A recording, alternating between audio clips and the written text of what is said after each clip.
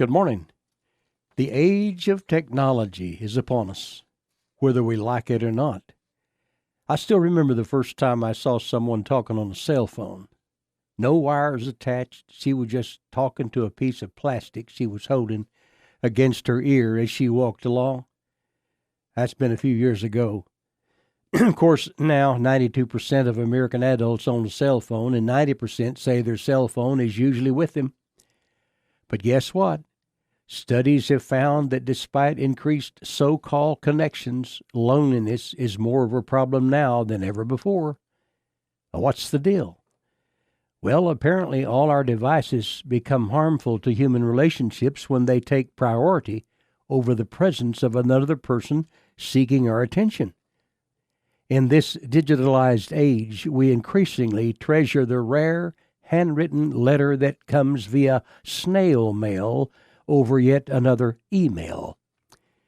Similarly, in-person conversations at the dinner table or in the office or with a random stranger at the store, marked by full attentiveness and devices tucked away, are becoming increasingly valuable. To put it another way, we could use more snail conversations. In reality, face-to-face, heart-to-heart exchanges are good for the soul. Of course, they didn't have cell phones and other electronic gadgets during the time Christ was on earth. But even without that being an issue, Jesus taught us something about the importance of face-to-face communication, if we'd only get it. I'm referring to how Jesus would put the masses of people on hold so he could converse one-on-one with someone in need.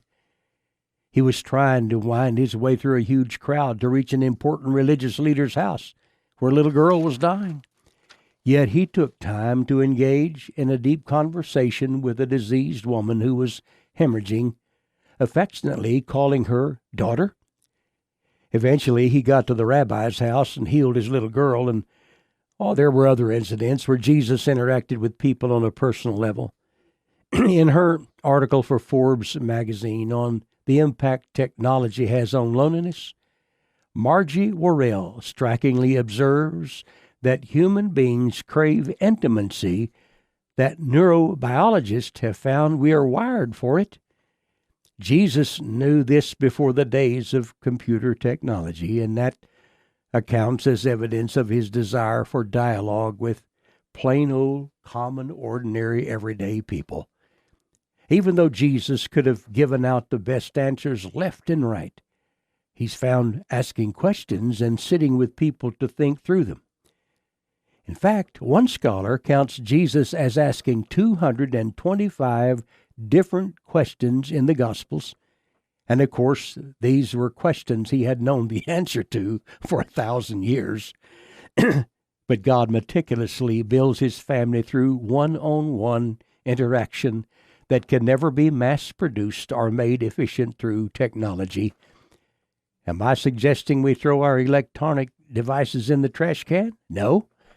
But when we find ourselves starving for spiritual intimacy, nothing even comes close to a good old-fashioned heart-to-heart with a man upstairs or another human being who simply cares.